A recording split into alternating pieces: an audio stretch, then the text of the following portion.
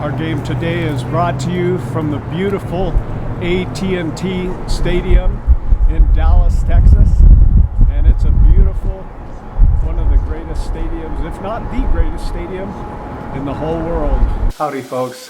Before we get into this Katy Cedar Hill championship, I'm going to talk for a minute about what makes a Texas high school football dynasty. Hey, sorry, I sound a little plugged up. The cedar trees are doing their thing here in Austin this time of year. I filmed some absolute dynasties for you this weekend. Aledo has 10 rings now. Katy, if my facts are correct, 8.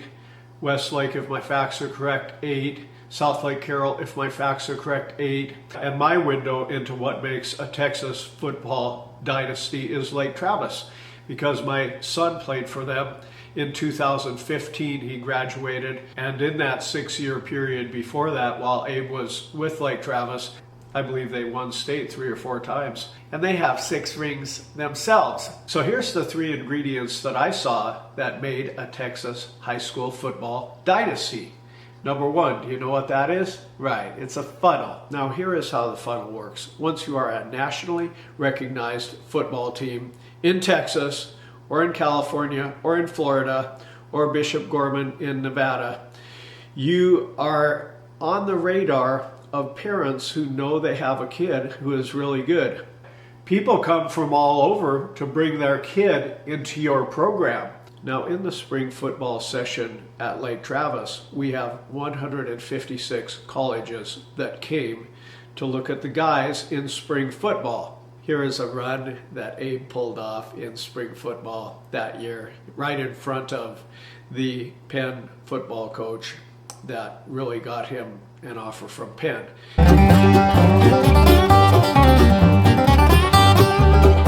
Now my son Abe had a 1,500-yard, 20-touchdown junior year, and he was slated by one writer at the Austin Statesman to be the All-Central Texas Player of the Year. He was averaging 12 yards per carry, and then he snapped his ACL and had an MCL fracture in the game against Westlake in front of 10,000 people. So that kind of lowered his stock somewhat, but he would have got big-time D1 offers. But as it was, he had a couple of D1 schools like Air Force and Texas State interested in him. But each great school in Texas develops a recruiting relationship with various universities. Like I heard that about 8 Euless Trinity players play for the Utah Utes because it's just a relationship they have. Lake Travis has a lot of relationship with Ivy League schools because the kids are usually smart too. So they have Harvard, Penn, Columbia, places like that recruiting from them, among others. So when parents like me know that they have a kid that is good, they kind of like to be able to have 156 college scouts looking at him. And if he's a running back, you really don't want him to have to play linebacker on some small potatoes little hometown school where the kid that is the son of the guy that's on the school board, he's obviously going to be the running back, while your 4-star recruit needs to be the linebacker or something else. So parents like me want to take their kids someplace where the competition is fierce and the best player plays. So you've got people from all over bringing their kid to the program. That expands the diameter of the top of the funnel. And then it's a big school. So even if parents like me were not doing that, you've got probably 3 7th grade teams. And the kids have to compete like crazy for a starting spot on the upper level 7th grade teams. In Lake Travis, for instance, they had the speed tests and a lot of empirical testing to determine which kids would be in the A, B, or C 7th grade squad. And you had to be an exceptional football player to even get in the 7th grade A squad. And then once you were in it, there was 3 kids, possibly from all over the country, that were as good or better than you that you had to compete with to get the starting spot. For my son, it was pretty exciting as a dad because our first game was at Murchison Matador Stadium in Austin. And as a 7th grader, they gave Abe the ball on the 13-yard line, and he took it 87 yards to the house. After that run and others, he earned the spot as the top dude in 7th grade. So junior high helped Abe move significantly forward in the funnel as high school approached. But in Lake Travis, you got a freshman squad, and then you got 2 JV squads, the white and the black, that usually don't even play freshmen. So there's another part of the funnel. And then at running back, although Abe was a balling running back that was squatting over 500 pounds and turning heads in the city, even as a JV black player, he did not even play in high school until his junior year, because the funnel is such at Lake Travis that they had an all-American running back doing starting duties in the varsity. His name was Sean Alexander. He played for TCU. So all of the local talent, the people bringing their players from different cities, go through this rigid funnel of several teams at each level competing for those starting spots on the Lake Travis varsity roster. I try to be careful not to exaggerate on my program because I think it undermines credibility, but I believe Coach Carter told me the actual number of scouts that came that spring football season was about 196. Now, the funnel is a great reason so many scouts show up at these great programs, because the scouts can watch what comes out the bottom of the funnel, not just go to normal high schools and see the top of the funnel. But it's nice at Lake Travis, for instance, because every kid that wanted to ever put on a football uniform can get in one and give it a go as a 7th grader. And some of these unlikely prospects end up becoming better than expected and earn spots on the varsity team. Just an interesting side note in the funnel at Lake Travis, when Abe was a freshman or sophomore in high school, another star was brought by his parents to Lake Travis. And he was another star running back from the South trying to compete for Abe's job. Abe was able to keep his spot and do just a little better than this individual. So by his senior year, they took him back to where he came from so he could be a star in his local county. So there's a huge diameter funnel that funnels down to a starting spot on the varsity squad, number 1. Number 2, there is the coaches. These coaches in these great high school programs like this are all being paid 6 figures. I think ours got 160 grand while I was there. Many of them have numerous college offers. Some of them have professional offers, and yet they're staying put as championship Texas high school football coaches. You have that kind of coaching and you can get some great results even at the high school level. Thirdly, it's facilities and equipment. Once you start winning state championships, advertising dollars come in, the people in the community get very generous, and you've got resources to deal with. I saw the Lake Travis facilities really come up to a new level during the 6 years that we were with the program. They got a nice electronic scoreboard, jumbotron. The field was redone in turf that is nicer than I've ever really seen, even in an NFL stadium.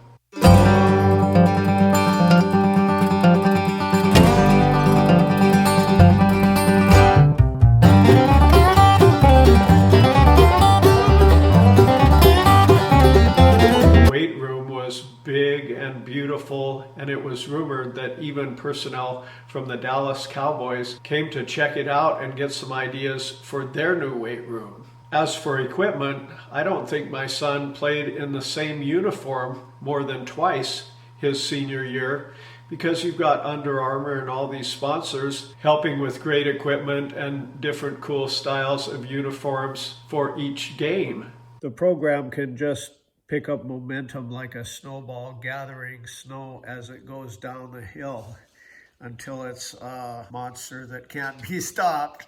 If you want to watch an interesting special, look at the facilities and equipment of the Alabama football program. It'll blow your mind. So those are the 3 aspects, folks. There's the funnel.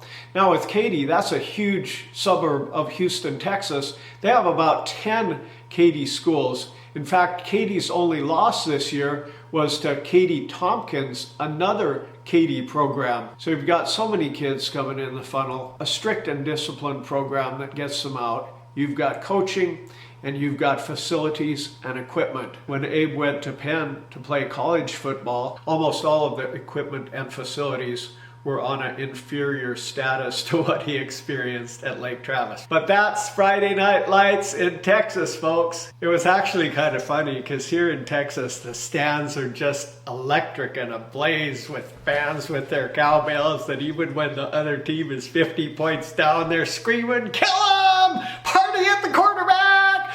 and all this. And out there at Penn, the fans just sat there like this, and if I went, "Yeah, come on," they all looked at me like I was some kind of weirdo. But here's a little trivia on these particular schools, Katy and Cedar Hill, from my perspective. Now, the 2015 Lake Travis Cavaliers that my son Abe was the captain of were undefeated and one of the highest ranked teams in the whole United States, maybe ranked number 2nd. And they played the undefeated Katy Tigers that were ranked number 1 in the whole United States. And not only that, but if you look in Max Preps, they are the highest ranked Texas football team of all time, ranked number 8 as the best high school football team of all time. They had a defense that gave the word lights out defense a whole new meaning. Now, that year my son was averaging 12 yards a carry, and had he been healthy for that game, it could have been a great Texas classic of all time, because he was a strong running back, and any team, no matter how good, had to really guard the run against Abe.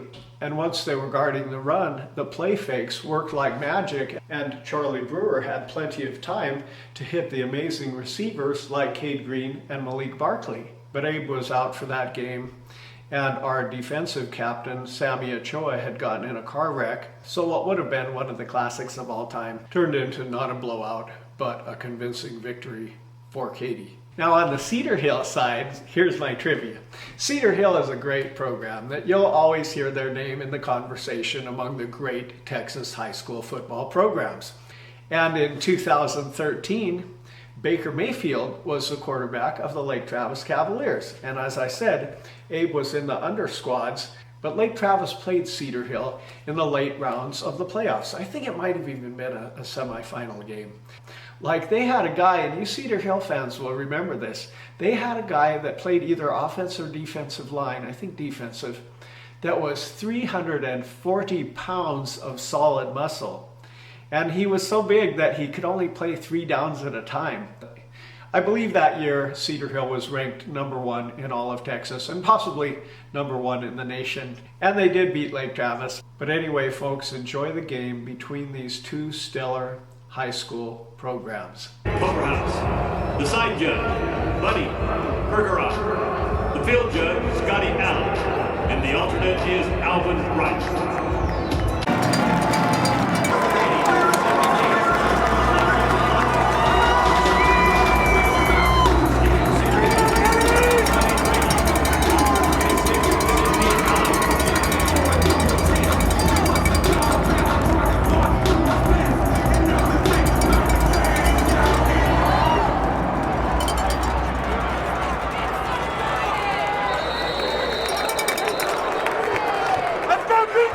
Now these two powerhouses will meet for the 4th state championship in 10 years between the two.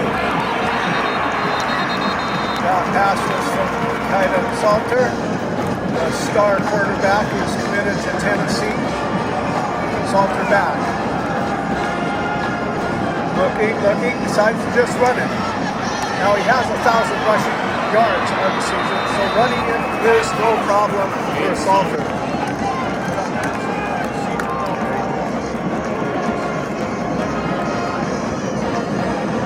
This time will be another design quarterback run for Flora.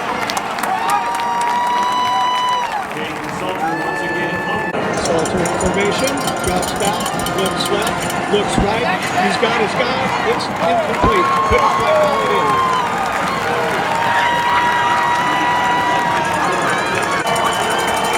Salter in the shotgun, dropping back. Perfectly on target. He's just got a handle on that suitcase.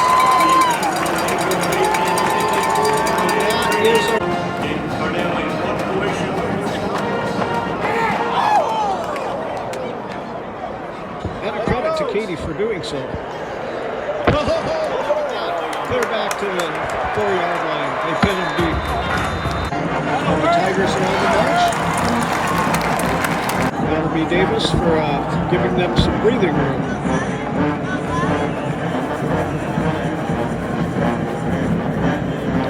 Davis on the carry. That'll be up till about the 16-yard line. Now Katy has two brothers, Davis, that run the ball for them. Jalen and Seth. Jalen is the older at 5'11", 195 pounds, and Seth the younger at 5'7", 155 pounds. And together these brothers have combined. Oh, a nice little screen. Immediately dropped by that good Cedar Hill defender, number 9. And together the brothers have combined already for 41 touchdowns before this game. And there's Davis up to the 30. Now, if you expect me to keep their names differentiated throughout the game, I think you're calling a little too much for me. Because they're both named Davis, and it's going to be a little confusing for me to keep Jalen and Seth apart.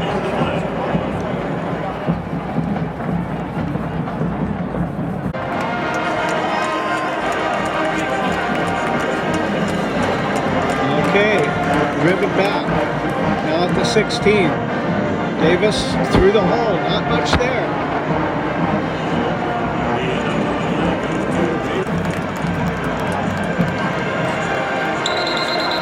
There's a flag on the play.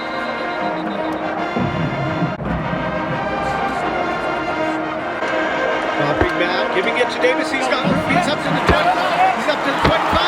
30, 35, 30-yard line. That Davis duo is very effective and gained some good yards for them, but they were pinned deep. And they bring them on the punting unit. They're ready to punt. 4th and 18. So a timeout. Now Cedar Hill called a timeout. I'm really not understanding this. One time in the playoffs so far, I saw a punt formation on a 4th down. The opposing team took a timeout, the other team reconsidered, and they got it, and they converted. And I'm thinking, well, why take a timeout? Why not just let them punt? Anyway, here the punt goes forward. Aims high, bounces at the 38-yard line. Okay. Katy Salter and his team take over at the 39-yard line.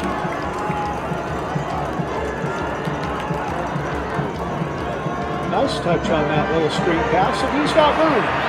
We're up to the